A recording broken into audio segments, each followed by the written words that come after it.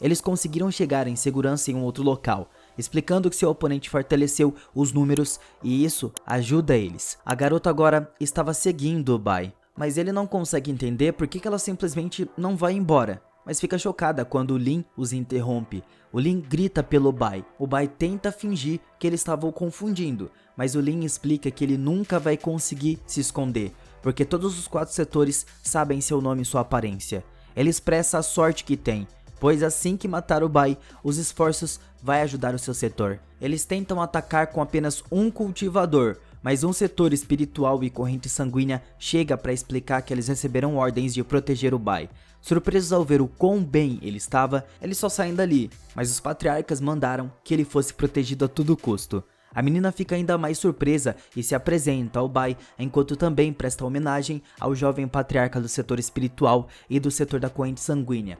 Fica claro que ela estava esperando por esse momento, e explica que liderou uma equipe que desesperadamente rompeu o cerco e se esgueirou para o setor dos sonhos profundos. O seu setor pílulas estava no ponto da destruição, então ela implora que o Bai, com os 2 setores, salve o setor da pílula, do desastre iminente que estava para chegar. Infelizmente, o Bai explica que não cabe a ele decidir um assunto tão grande assim, mas ela persiste e concorda em conceder a ela uma audiência com os patriarcas. Em outro lugar, os setores estavam discutindo sobre qual setor o Bai fez mais. O fluxo espiritual acredita que a afeição do Bai por eles é inquebrável, mas a corrente sanguínea aponta que o sangue do Lord Yi estava conectado a eles por seu sangue.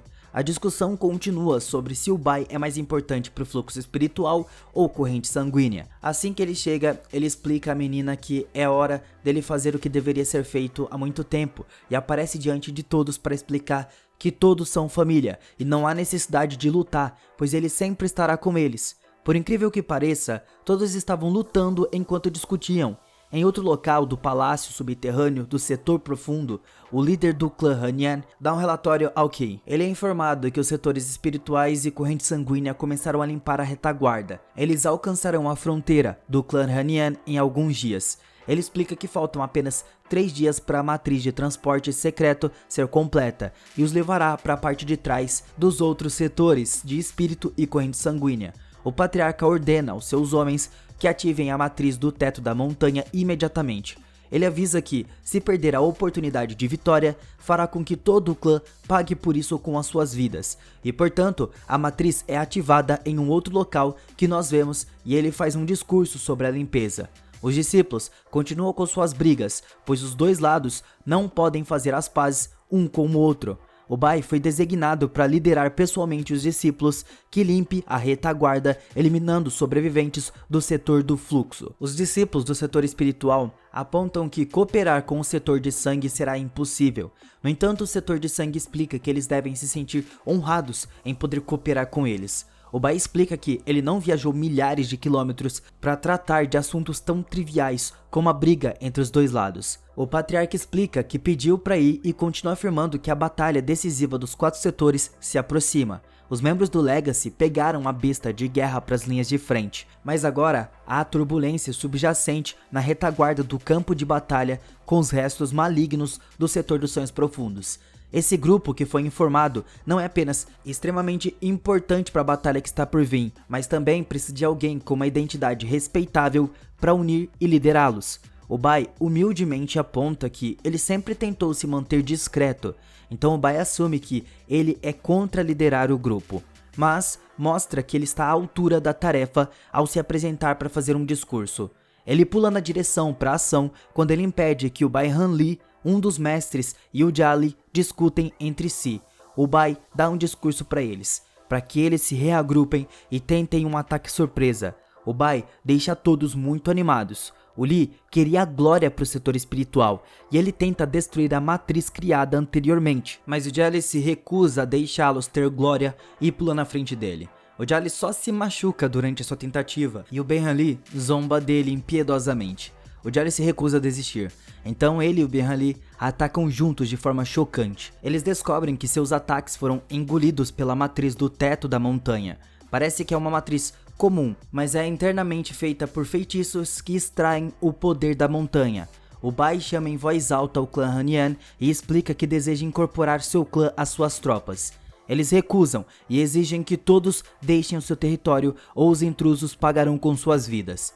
Então, ele exige que todos ataquem, mas o Bai os impede e pensa em como um grande ataque à matriz é isso. Isso só trará muita atenção indesejada.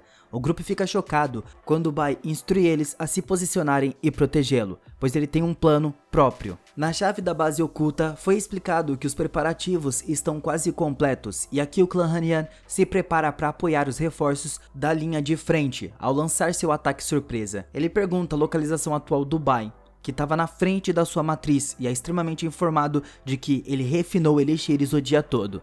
Ele se pergunta o que os elixires poderiam fazer com a sua grande variedade, e nós vemos que o grupo do Bai estava apavorado com seu processo de refino.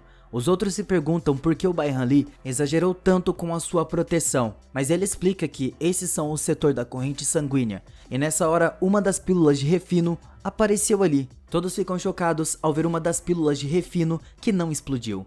Mas eles explicam que todos podem se acalmar e revela que ele selou temporariamente todo tipo de névoa venenosa nessa esfera de luz. É claramente um artefato muito perigoso. O Bai explica que, uma vez que a esfera de luz atingiu a própria matriz, ela será desintegrada e toda a névoa venenosa dentro dela pode se infiltrar na matriz. O grupo do adivinho, Ben-Hali e o Jari lutam para trabalhar juntos. O Bai explica que eles são os 3 mais fortes em termos de cultivo entre o grupo, e ele propositalmente os agrupou. Ele queria que eles assumissem a liderança no refino de tantos elixires, possivelmente para dar o exemplo aos outros. Os 3 ficam um pouco complicado de trabalhar juntos, porque eles não querem decepcionar o mestre de sangue, e garantem que terão sucesso. Os 3 comemoram esse momento, e instruem todos a colocar todas as esferas de luz em posição. Centenas de elixires são lançados na matriz e o líder do clã é informado de que a cidade foi repentinamente preenchida com uma grande quantidade de miasma. O líder deles não tem medo de um pouco de fumaça, mas ele fica chocado ao descobrir que a miasma causou sérias alucinações. Eles estão em absolutamente descrença ao ver como as coisas ficaram tão ruins dessa maneira rápida. Uma chuva ácida cai e o adivinho elogia muito o Bai por esse poderoso elixir. E fez com que a matriz se tornasse instável em menos de um dia e não será capaz de argumentar por muito mais tempo. O Bai não estava satisfeito porque acredita que ainda estava demorando muito e escolheu seu grupo de elixires de 3º grau. Ele explica que essa é simplesmente uma pequena recompensa pelo qual bem eles se saíram até agora, e mais recompensa os aguardam se eles conseguirem derrubar o clã Hanian em um dia. O líder começa a perceber que isso deve ser obra do lendário demônio da peste. Então, o que é informado de que o clã Hanian se rendeu. Eles não estavam tão preocupados, pois têm certeza de que eles não ousariam traí-lo e explicam que tudo acontecerá e ficará bem, desde que eles resistissem até que os reforços de linha de frente chegassem. Infelizmente para eles, nós vemos que o Bai pode vê-los com os olhos da lei. O clã Hanian presta respeito ao patriarca do setor espiritual e mestre de sangue do setor da corrente sanguínea. O líder explica que a guerra entre os 4 setores está ocorrendo na sua área e eles simplesmente querem sobreviver. Ele não percebeu que o setor espiritual tinha alguém tão poderoso quanto o Bai e pede desculpas por escolher o lado errado. Então, eles chocam o líder quando ele revela que sabe sobre o grupo que estava no subterrâneo e se pergunta se eles vão se render ou não. Então, aqueles do subterrâneo se revelam para atacar e eles estavam tentando terminar o que começaram. Infelizmente para eles, as suas tentativas falham miseravelmente e o Bai destrói a placa bem diante dos seus olhos. O que jura se vingar, mesmo que custe a sua vida. O Bai detém ele facilmente e o Bai pergunta por que ele prefere sacrificar tantas vidas e resistir a isso. O que explica que ele fez tudo pro bem do setor de fluxo profundo. Ele começa a tentar falar, mas morre. O grupo do Bai termina com esse pessoal sem grandes problemas e explica ao clã Hanian que agora eles fazem parte oficialmente do seu setor. O Bai explica que durante o caos da guerra, proteger todas as pessoas comuns é uma tarefa muito grande para eles, mas quando se trata de proteger seus amigos próximos e setor, ele sacrificará tudo o que pode.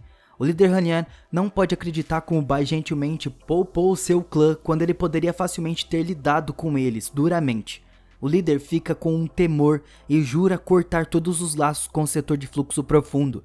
Ele e seu clã prometem seguir os setores de espírito e corrente sanguínea, enquanto prontamente sacrificam suas vidas por eles. Eles começam a cantar, elogiando o fluxo espiritual, o jovem patriarca e o senhor de sangue da corrente sanguínea. O seu grupo se junta ao canto enquanto dizem que o Bai uniu com sucesso um grupo indisciplinado. Pessoal, amanhã tem mais.